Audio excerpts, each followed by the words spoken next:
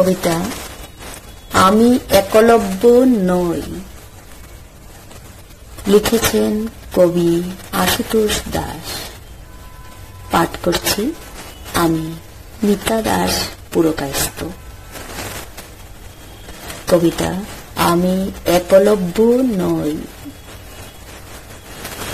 আমাকে তাড়িয়ে দিল ওরা দূর দূর করে, যেমনি দ্রোণ নিষাদ কুমার বলে তাড়িয়ে দিয়েছে, সেই একই ঘটনা, শুধু বদল হয়েছে প্রেক্ষাপট। একই কথন পুনরাবৃত্তির।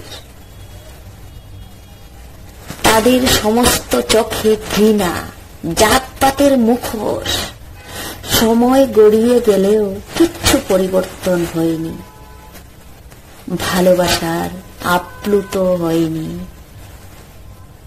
কি অদ্ভুত তাদের হাতের মুদ্রা জুড়ে গুঁড়ো অভিনয়। সব চিনে গেছি, মুখোশের উৎসবে আমি নেই। তাদের জীবনে ঢেউ নেই, বন্ধা, পরাজিত, ইতিহাসের কলঙ্ক। তাদের পায়ের মাটি জুড়ে ব্যর্থতার হতাশ ফসল। আস্থা করে তাদের কাঙ্ক্ষিত বোতাম হারিয়ে গেছে।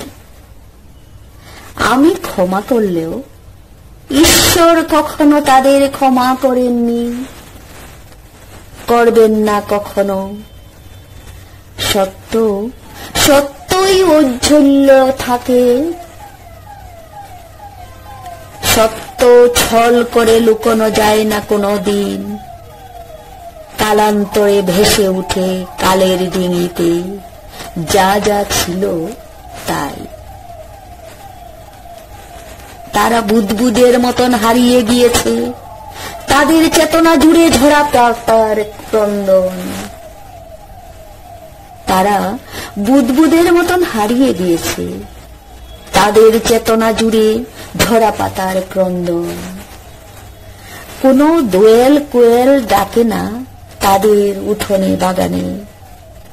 একাকিত্বে, বিষাদে, আধারে কুৎসিত মুখাবয়ব, শিয়ালের মতো ধূর্ত। অপমানের বলতা যতই কামড়েছে, তত আমি মগ্ন হয়েছি সৃজনে। আমি প্রতিদিন বুকের কোঠরে শুনেছি কেবল সিংহের প্রত্যয়ী গর্জন।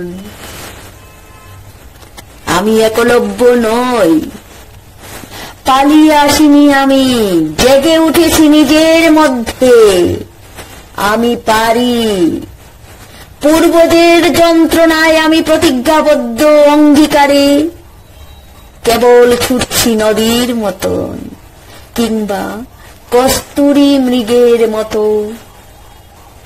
অসম্ভবকে সম্ভব করতেই পারি।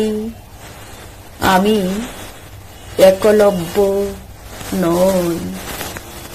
নমস্কার।